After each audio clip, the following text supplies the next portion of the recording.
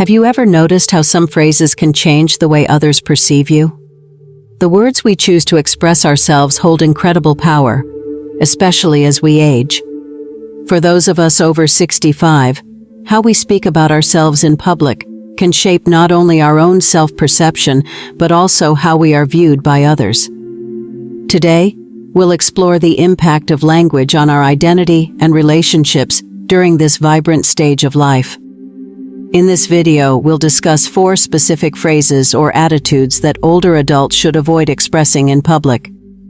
Through relatable stories of remarkable individuals navigating their golden years, we'll uncover how these seemingly innocent statements can undermine our confidence and connection with the world around us.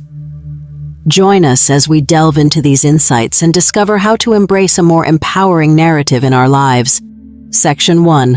I'm too old for that. Let's dive into our first phrase to avoid. I'm too old for that. This was a sentiment that Mr. Thompson, a spirited 70-year-old, lived by for far too long. He often watched younger folks at the community center dancing with joy and energy, thinking it was something he simply couldn't do at his age. His friends, however, saw the sparkle in his eyes when he talked about music from his youth and encouraged him to join their weekly dance class. Reluctantly, he decided to give it a shot, and what a transformation it sparked. To Mr. Thompson's surprise, he discovered not just a new passion, but a vibrant community of dancers.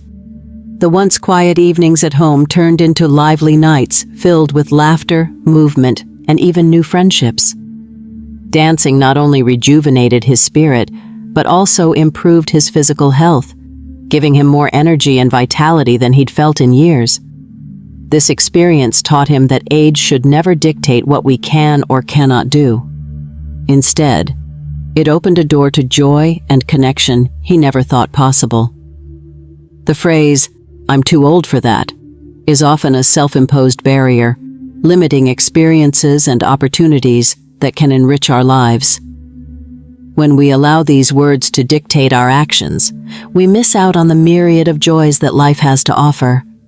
Staying open to new activities, whether it's trying a new hobby, learning a new skill, or simply stepping out of your comfort zone, can lead to profound personal growth. So, I encourage you to reflect. What activities have you dismissed because you thought they were too young for you? Remember, it's never too late to explore new interests. Embracing new experiences can have incredible benefits for both mental and physical health, keeping you engaged and excited about life. Like Mr. Thompson, you might just find that the best years are yet to come, waiting just beyond the door of self-doubt. Section 2. I can't remember anything anymore. Next, let's explore the phrase, I can't remember anything anymore. This was something Grandma Edna often lamented, particularly as she approached her 75th birthday. Every time she struggled to recall a name or misplaced her keys, she'd shake her head in frustration, convinced that her mind was slipping away. However, one day, during a visit from her grandchildren, Edna had an epiphany. She decided to start a memory journal, where she would jot down not just daily events, but also thoughts, feelings, and stories from her past. As she engaged in this new habit, she also began to challenge herself with puzzles and games. To her delight, Edna discovered that her memory began to improve. Not only did this boost her confidence, but it also created a wonderful bonding experience with her grandchildren, who would join her in solving crosswords and playing memory games. They would laugh and share stories, turning what she once viewed as a weakness into a joyful and enriching activity that connected generations. Claiming, "I can't remember anything anymore," often reinforces negative self-perceptions, leading to a cycle of disengagement and frustration. When we label ourselves in this way, it can deter us from seeking opportunities to engage cognitively and socially.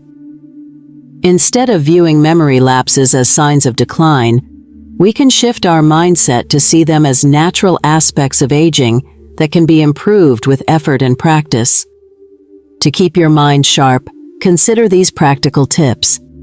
Engage in mental exercises like puzzles, crosswords, or Sudoku.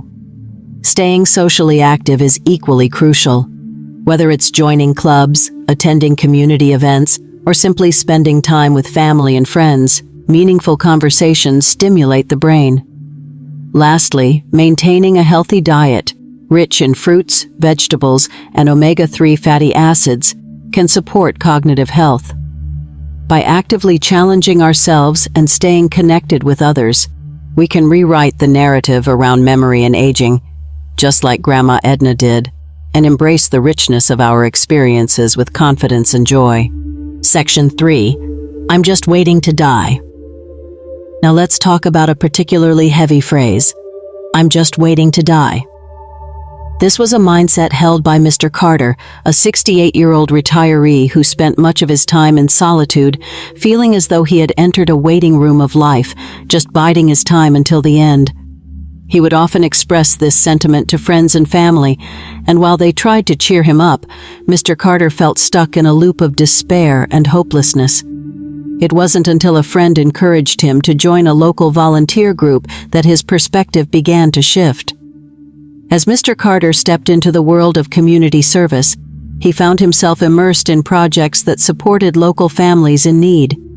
He helped organize food drives and assisted in building homes for those less fortunate. With each passing day, he discovered a renewed sense of purpose and fulfillment. The laughter and gratitude from those he helped began to fill the void he had felt for so long. Mr. Carter realized that rather than waiting for life to end, he could actively contribute to making a difference and experience joy in the process. Holding on to the belief that life is merely something to endure can create a defeatist attitude, robbing us of the joy and vitality that comes from engagement and connection. This mindset diminishes our experiences, making it easy to overlook the beauty and possibilities that each day holds. Finding purpose is essential, regardless of age. It fuels our spirit and helps us appreciate life's richness. To anyone feeling like Mr. Carter did, I encourage you to seek out new passions or revisit old ones that once brought you joy. Consider volunteering, taking a class, or joining a club that aligns with your interests. Engaging in these activities not only enriches your life, but also connects you with others who share your passions. Remember, it's never too late to find a purpose that ignites your spirit and makes each day a celebration of life, rather than a countdown to the end. By embracing new experiences, we can transform our outlook on aging and create a life filled with meaning and joy. Section 4. I'm a burden to my family. Lastly, let's address the heartfelt phrase, I'm a burden to my family. This was a thought that weighed heavily on Mrs. Ramirez, a 72-year-old who had recently moved in with her children. Initially, she felt like an imposition, believing that her needs and limitations were disrupting their busy lives. In her mind, she was just taking up space and resources, causing guilt and anxiety about her presence in the home. However, everything changed when she had an open conversation with her family. During one heartfelt dinner, Mrs. Ramirez shared her feelings, expecting sympathy, but receiving something quite different. Her children expressed how much they valued having her with them, emphasizing how her presence brought the family closer together. They cherished her stories, her wisdom, and the way she brought a sense of warmth and history into their home. Through this conversation, Mrs. Ramirez realized that she wasn't a burden at all. Instead, she was a beloved matriarch whose life experiences enriched their family dynamic. Expressing feelings of being a burden can create unnecessary guilt and strain relationships within the family. It often leads to miscommunication, where family members may feel pressured to accommodate perceived needs rather than enjoying each other's company. Recognizing the positive impact that each member brings to the family is essential for maintaining healthy, loving relationships. To anyone feeling like a burden, I encourage you to reflect on your unique value within your family. Your experiences, insights, and presence are assets that contribute to the richness of family life. Consider initiating open dialogues with your loved ones, just as Mrs. Ramirez did. You may find that sharing your feelings leads to deeper connections and understanding.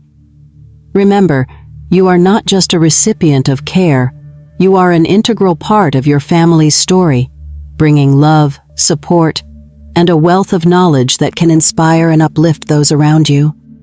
Embrace your role and recognize the joy and strength that come from being together. Conclusion. Thank you for joining us as we explored the impact of our words and self-perceptions, particularly the phrases we should avoid after 65. Remember, it's never too late to embrace new experiences, challenge limiting beliefs, and recognize the invaluable role you play within your family. Each of these stories reminds us that our lives are rich with potential and connection, no matter our age. As we wrap up, we'd love to hear from you. If you resonated with this video, please comment with a 9 to share your agreement or a 0 to let us know your thoughts. Your feedback means so much to us.